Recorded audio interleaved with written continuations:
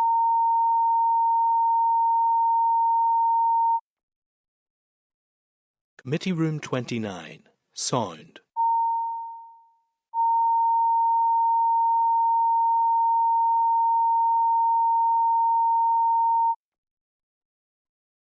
Committee Room 29, Sound.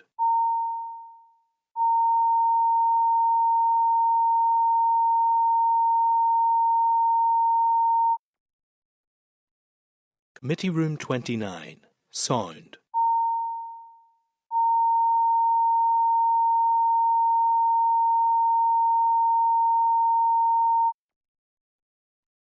Committee Room 29, Sound.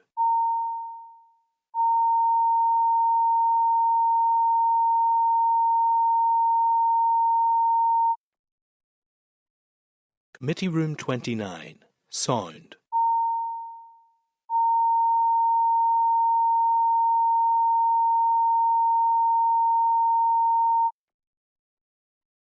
Committee Room 29, Sound.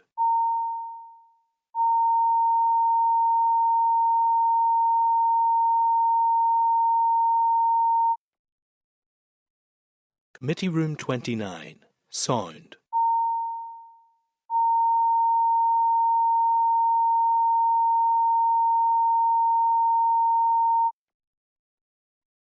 Committee Room 29, Sound.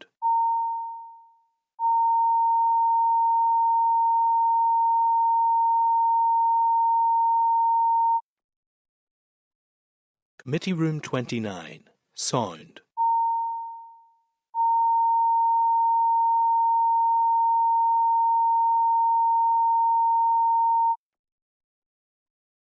Committee Room 29, Sound.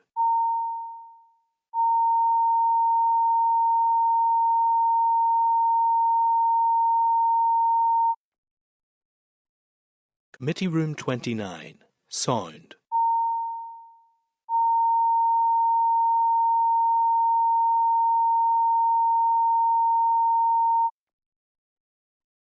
Committee Room 29, Sound.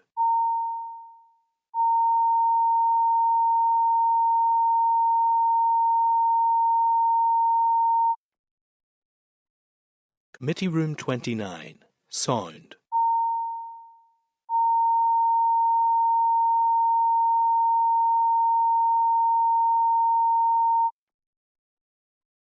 Committee Room 29, Sound.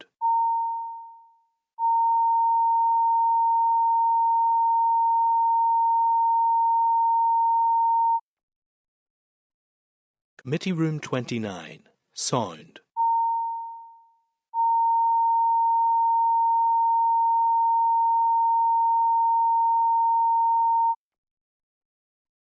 Committee Room 29, Sound.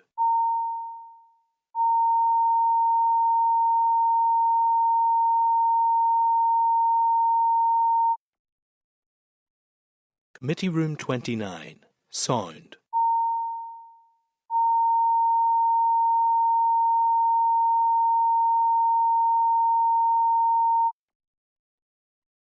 Committee Room 29, Sound. Yeah? Oh, Happy to that go will back in. haunt us for a while. That We're back in public session? Yeah. thing. Yes, that's Yeah. back Okay. So members, we're back in public session. Thank you very much. So the next item then is the draft SA 2024, the Human Medicines Amendment, Modular Manufacture and Point of Care Regulations 2024.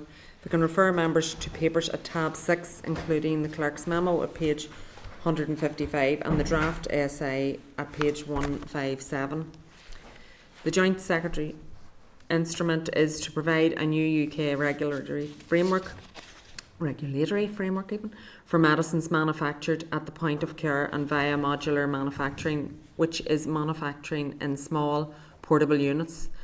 There are no such products on the market currently, but some are at the early stages of clinical trials.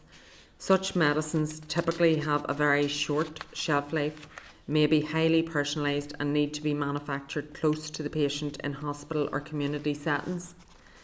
The previous framework catered for centralised, factory-based manufacture. In the new framework, each product has a single control site. The control site will be the only named manufacturing site on the manufacturing licence, clinical trial and marketing authorisation, and will be responsible for compliance with standards of quality, safety and efficacy, which will continue to be overseen by the Medicines and Healthcare Products Regulatory Agency. The committee considered the draft ASI at its meeting on the 21st of November 2024 and was content with the merits of the policy and that the department make the essay. The essay is subject to the draft affirmative procedure. Talking is not good today. A plenary debate is expected for the 13th of January 2025. Are members content with the draft essay? Could I ask a question on it? Absolutely. The draft SI, if I can find it here, when we had the version of it last week, indicated that this was a UK framework for such medicines, but that in Northern Ireland it would have to operate under the applicable EU law. I meant to ask that last week, but could the officials, I understand there's no particular hurry in this, but could the officials come back to the committee and just indicate how that would operate in Northern Ireland and whether there are differences to the rest of the United Kingdom? Wait, everybody content with that, yeah? Mm-hmm. Yeah. Yes, that's okay. Thank you. Thank you. Okay, so we'll move on to the next item then. We'll deal with that again. That's great. Thank you, Keith. So the next item then is the SL1 Firefighters Pension Schemes. The Firefighters Pension Schemes and Compensation Scheme Amendment Number 2 Regulations NI 2024. If I can refer members to the SL1 at tab 7 at page 234 of your papers. The Department is proposing to make a rule that will amend the Firefighters Pension Schemes and Compensation Scheme. A consultation was launched on the 4th of September and closed on the 1st of November 2024. The Department received responses from the Fire and Rescue Service and the Fire Brigade Union, who agreed with the proposed amendments but highlighted a few areas of consideration. These areas have been resolved as detailed in tab 7 at the pack at pages 236 and 237 of your papers, and the rule will be subject to negative resolution procedure. Do members have any comments? Okay. Are members content with the merits of the policy and that the department makes the statutory rule? Mm-hmm. Okay, agreed. Thank you. Item number 8, members, then, is correspondence, and if I can refer you to the correspondence list at tab 8.1 of the pack, page 240, and correspondence starting at page 241. And if I can just refer members to a department response at page 246. The committee had asked the department to provide a response to the issues raised by Advice NI regarding the Tell Us Once bereavement service. Do members have any comments in relation to that specific piece of correspondence? Content? Are you happy enough? I don't want to move on in case people are still checking. So if I can refer members to 2 or 3 further responses from the department in table papers on the School of Dentistry walk-in clinic, funding for community first responders training, and the rise in employer national insurance contributions announced in the October budget at pages 16, 20 and 22 respectively. Do members have any comments in relation to those responses from the department? No. Okay. Are members content with the suggested actions for the remaining items at tab 8.1 in the main pack? Yep. Just on 2 of them. So one is the request from the ladies with letters to meet with the committee, and I know that Linda, you've done some work with them as well.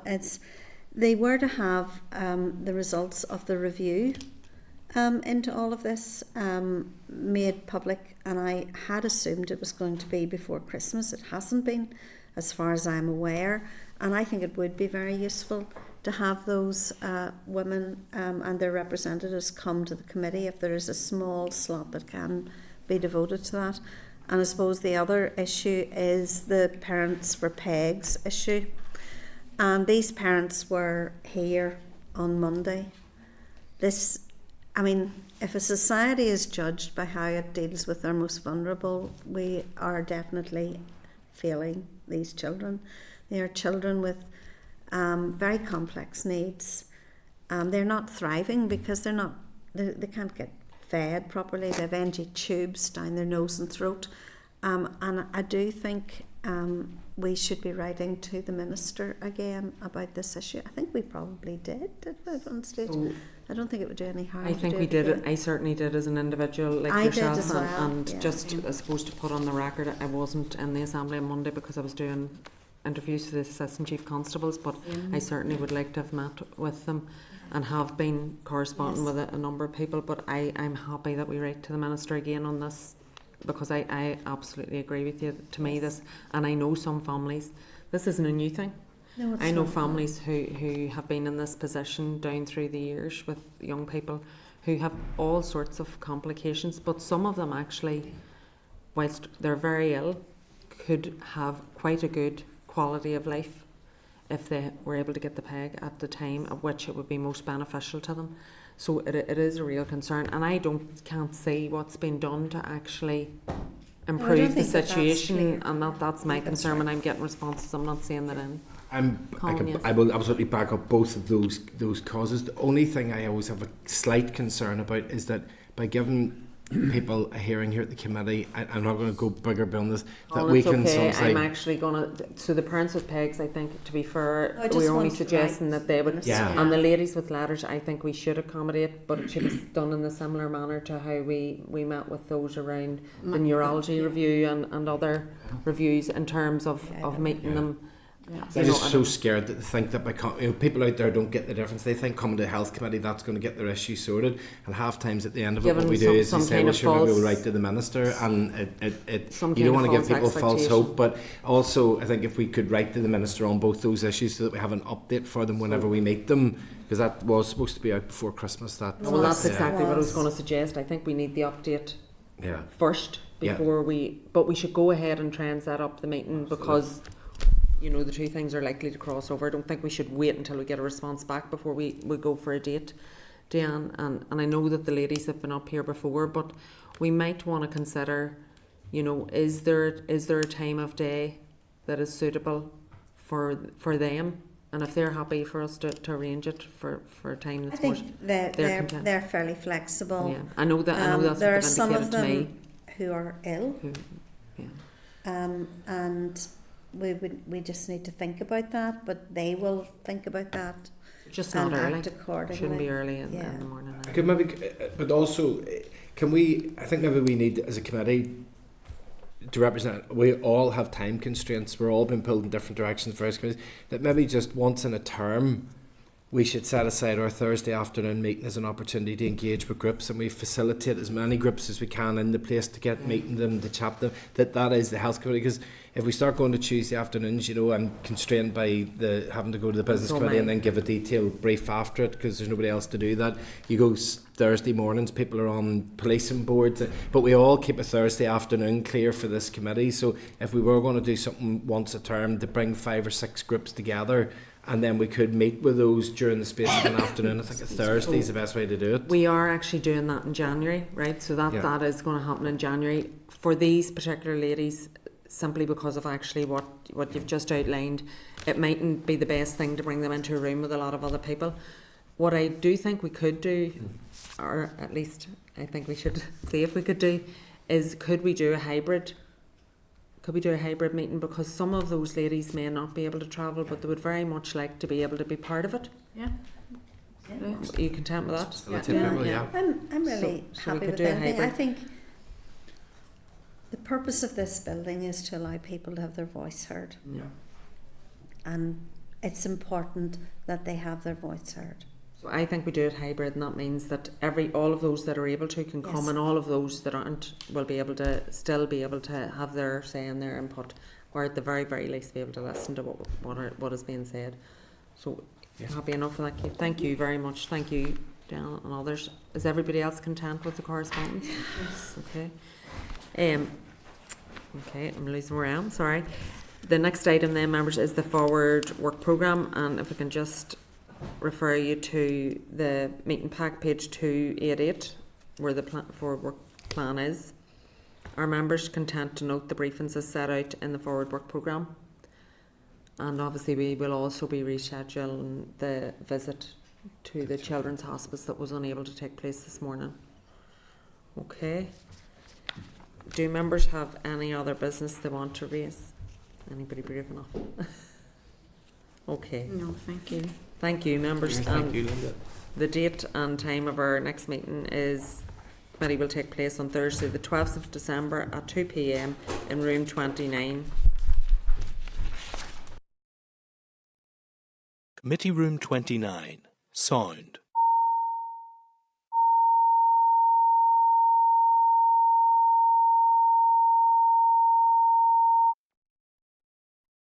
Committee Room 29. Sound.